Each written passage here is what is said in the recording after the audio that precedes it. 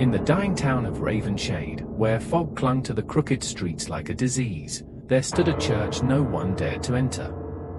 Saint Aurelius, once a monument of devotion, leaned toward the sky as if bowing under the weight of its sins. Its steeple had collapsed years ago, shattered glass littered its yard, and ivy strangled its cracked walls. Yet every midnight, the sound of hymns drifted from within, soft, mournful, and unmistakably human. The townspeople whispered about the choir without faces.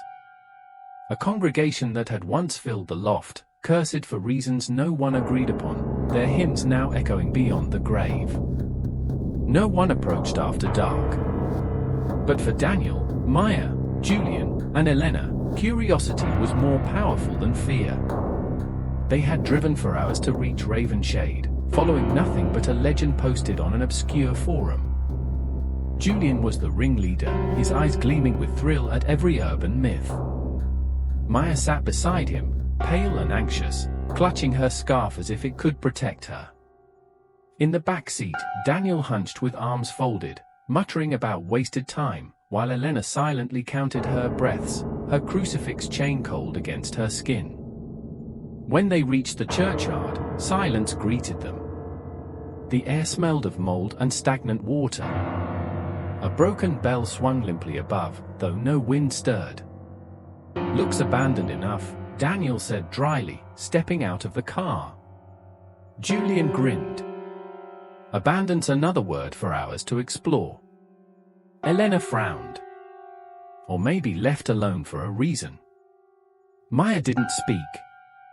She had already heard it, the faintest note, like a voice carried on the fog. It made her chest tighten, not with fear but with an inexplicable ache.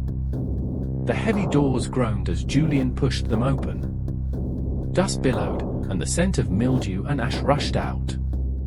Inside, the nave stretched into darkness, pews collapsed into splinters, a crucifix rotting above the altar. And yet, music lingered. Not loud. Not clear. But present. A choir, faint, as though beneath the floor or just behind the walls. Daniel scoffed. A trick of acoustics. Old buildings breathe, you know. But Maya shook her head. No.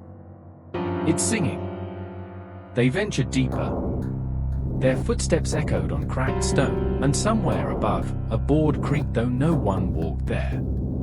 "The loft," Julian whispered. "That's where choirs used to sit." The staircase groaned as they climbed, each step swollen with age. The closer they came to the loft, the louder the hymn became. It wasn't in English, nor Latin Maya recognized, yet it pressed into their ears like water filling lungs. At the top, the loft opened before them. And there, in the shadows, sat a congregation. Dozens of figures in tattered choir robes, their bodies pale and still, hands folded neatly on their laps. Their heads tilted slightly upward, as if toward some invisible conductor. But where faces should have been, there was only smooth, blank flesh. Elena gasped and stumbled back. Daniel's mouth fell open, words dying in his throat. Maya clutched her scarf as if strangled by it. And Julian, laughing nervously, muttered, "Masks. Just masks." One of the figures turned its head. The blank surface shifted, stretching as though breathing. No holes. No eyes. Yet its attention was unmistakable. Then, the hymn swelled. The faceless mouths did not open, yet the music poured from everywhere at once, pressing against the four intruders. It was sorrowful, deep, filled with yearning, and beneath it, hunger. Elena dropped to her knees, clutching her crucifix. "Dear God." Daniel grabbed Julian's arm. "We need to go." But Julian shook him off, grinning too wide. "Don't you hear it? They're beautiful." His voice cracked with awe. "They want us to join." Maya stepped forward, drawn by invisible strings. Her lips parted unconsciously, the melody trembling from her throat as if she had always known it. "No." Daniel yanked her back. "They'll take you." The congregation rose as one. Robes whispered as dozens of faceless figures stood, hands stretching outward. Not in threat, but in invitation. The hymn grew unbearable, vibrating through bone. Daniel staggered, covering his ears. Elena screamed prayers into the suffocating air, but the words broke apart, scattered like ashes. Julian moved first. He walked to them, arms open, his own voice now blending perfectly with theirs. A faceless figure reached out, touching his cheek. His skin quivered beneath its hand. His features began to dissolve, mouth and nose fading into blank flesh.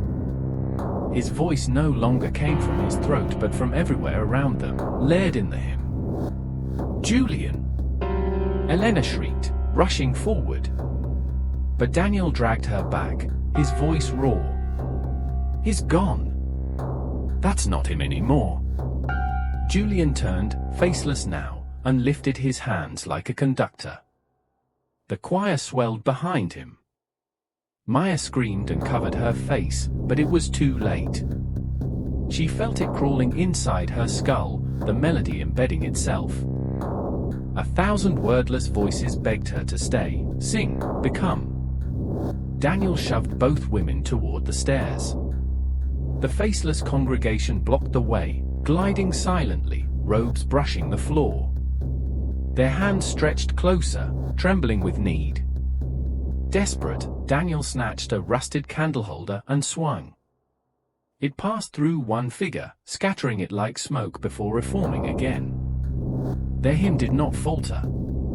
"God save us," Elena wept, clutching her crucifix until her palms bled. For a heartbeat, the hymn faltered. The figures recoiled, their blank faces rippling. Elena's voice rose, trembling but fierce. "Deliver us from evil." The choir shrieked, a discordant sound that rattled the rafters. But then, like a tide, the hymn surged stronger, crushing her prayer beneath it. Elena fell, sobbing, her strength gone. Daniel dragged her up. "Move!" They shoved through the faceless congregation, hands clawing at their clothes, cold as marble. Somehow, they reached the stairs. At the bottom, Daniel risked a glance back. Julian stood at the loft's edge, robes flowing around him, faceless head tilted as though smiling. His arms rose, and the choir's song thundered, shaking the church. The heavy doors slammed behind them as they burst into the night. Outside, the air was frigid, the fog thick. Yet the hymn bled through the walls, louder now, chasing them into the street. Elena collapsed onto the ground, sobbing. Maya shook violently, whispering the melody under her breath, unable to stop. Daniel knelt beside her, gripping her shoulders. "Don't you dare! Don't let it in." But when Maya lifted her face to him, his blood turned cold. For a fleeting instant, her features blurred, nose and mouth gone, before snapping back. She screamed, clutching her face, rocking back and forth. "It's inside me, it won't leave." The hymn carried on the wind, following them all the way to the motel at night. None of them slept. Every time Maya glanced in the mirror, her reflection stared back faceless. Elena prayed until her lips bled, but the music drowned her words. And Daniel, he sat awake, staring at the ceiling, waiting for the moment when all their faces would disappear, and the choir would claim them, one by one.